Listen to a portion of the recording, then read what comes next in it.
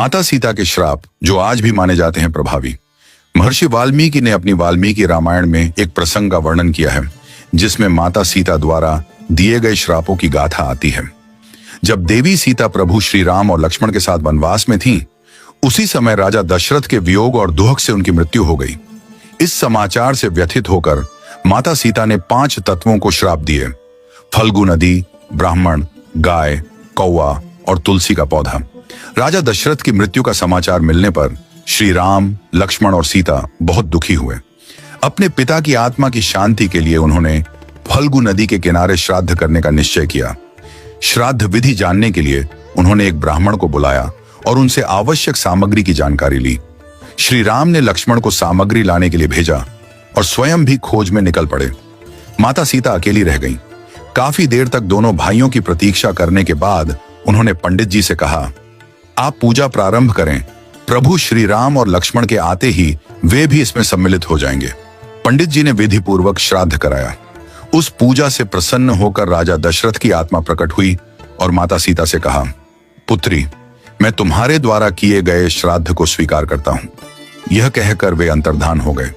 कुछ समय बाद माता सीता को चिंता हुई कि जब प्रभु श्री राम और लक्ष्मण लौटेंगे तो क्या वे यह मानेंगे कि उन्होंने श्राद्ध कर लिया है और पिताजी की आत्मा को तृप्त कर दिया।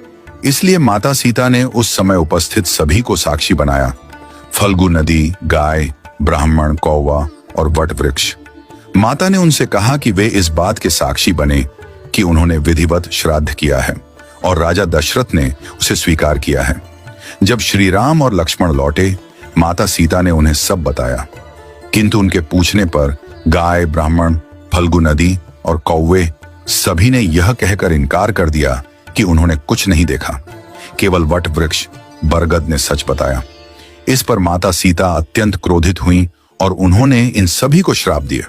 फल्गु नदी को श्राप दिया कि वह सतह पर सदैव सूखी ही दिखाई देगी, भले ही उसके नीचे जल बहता हो। ब्राह्मण को श्राप दिया कि चाहे उन्हें कितना भी दान मिल जाए, परंतु उनकी लोभ वृत्ति समाप्त नहीं होगी और वे सदैव दरिद्रता से घिरे रहेंगे। गाय को श्राप दिया कि वह हर घर में पूजनीय तो होगी, लेकिन उसे दर दर भटक कर लोगों का झूठा अन्न खाना पड़ेगा। कौवे को श्राप दिया कि वह सदैव झगड़ कर ही अन्न प्राप्त करेगा। तुलसी को श्राप दिया कि वह कभी भी गया की मिट्टी में नहीं उगेगी। वहीं दूसरी ओर वट वृक्ष, जिसने सत्य कहा था, उसे माता सीता ने वरदान दिया, हे वट वृक्ष, आज से पतिव्रता स्त्रियां अपने पति की दीर्घायु की कामना के लिए तुम्हारी पूजा करेंगी। इस प्रकार माता सीता के इन श्रापों और आशीर्वाद का प्रभाव आज भी परंपरा में माना जाता है।